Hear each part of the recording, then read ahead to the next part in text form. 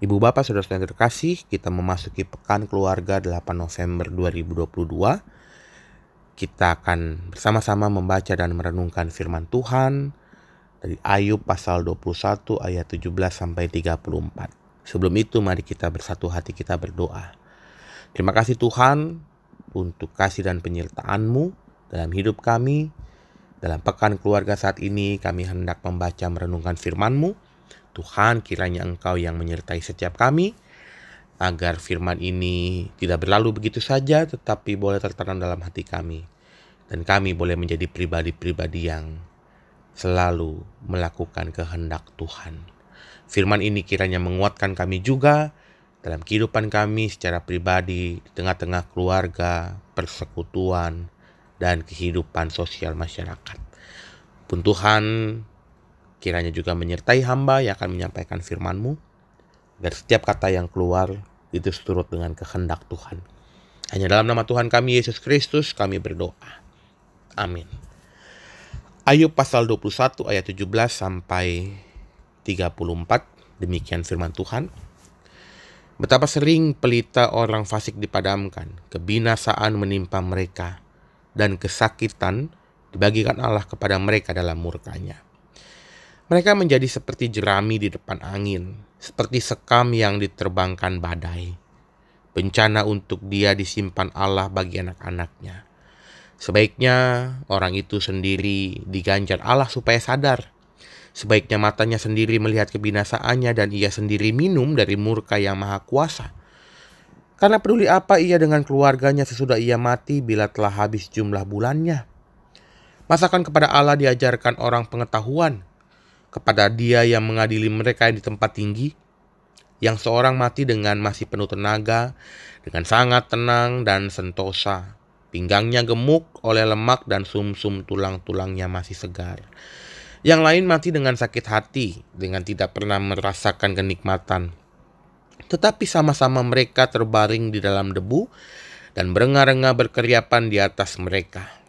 Sesungguhnya aku mengetahui pikiran-Mu dan muslihat yang kamu rancangkan terhadap aku.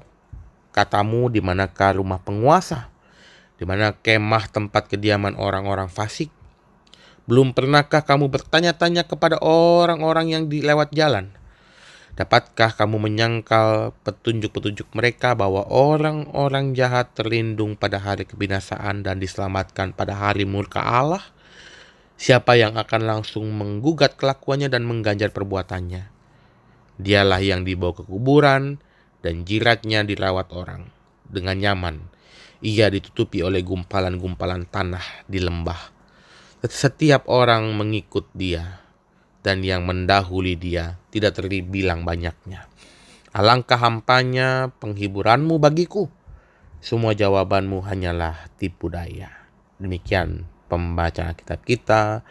Yang berbahagia setiap kita yang mendengarkan firman Tuhan dan memeliharanya dalam kehidupan kita. Ibu Bapak Saudara-saudara yang terkasih, hari ini dalam Pekan Keluarga kita, tema yang akan kita renungkan, penghiburan yang hampa. Tema ini mau mengajak kita untuk melihat bahwa dalam menjalani hidup, mungkin saja kita sering mendapatkan penghiburan yang hampa. Apa sih penghiburan yang hampa itu? Misal ketika kita dalam kondisi yang bergumul, terpuruk, kita melihat ada orang yang datang, bahkan itu orang terdekat kita. Kita tahu dia bisa menolong kita. Dia tahu tentang apa yang sedang kita alami. Tapi dia hanya berujar, sabar, tenang. Ya, itulah penghiburan yang hampa. Atau misalnya ada seorang yang tahu kita dalam pergumulan, tapi nggak tahu benar. Artinya dia hanya sekedar tahu, tidak benar-benar tahu. Kemudian dengan alih-alih menghibur, menguatkan, ia malah justru menghakimi kita, memojokkan kita. Pada akhirnya kata-kata penghiburannya hanya sekedar basa-basi saja. Ini yang juga terjadi, Bu Bapak sudah terkasih, pada diri Ayub ketika semua tahu Ayub dalam masalah. Ayub dalam pergumulan. Dan pergumulan ini sangat hebat. Ayub ditinggal mati anak-anaknya. Dia kehilangan semua hartanya.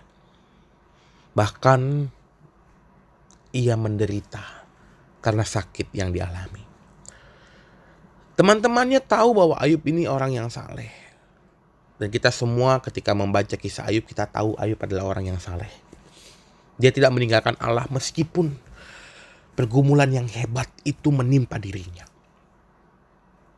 Tapi justru kawan-kawan, teman-teman Ayub, orang-orang yang terdekat dalam diri Ayub, datang, menjenguk, melawat.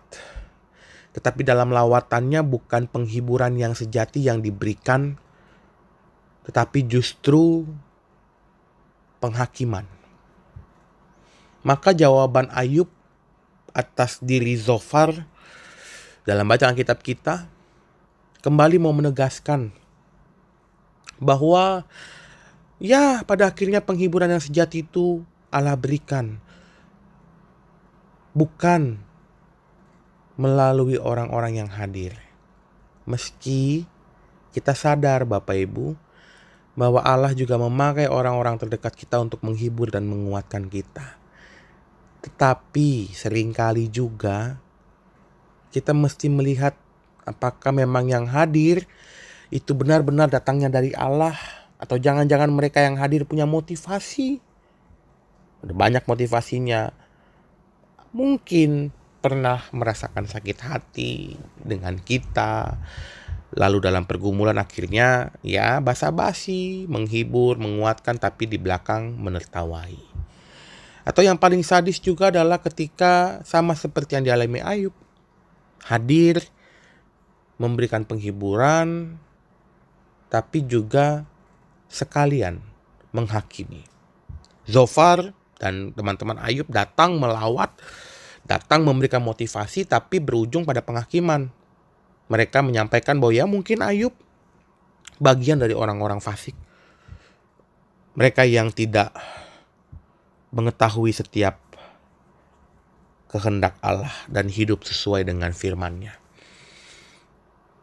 Ayub yang saleh justru dituduh sebagai seorang fasik.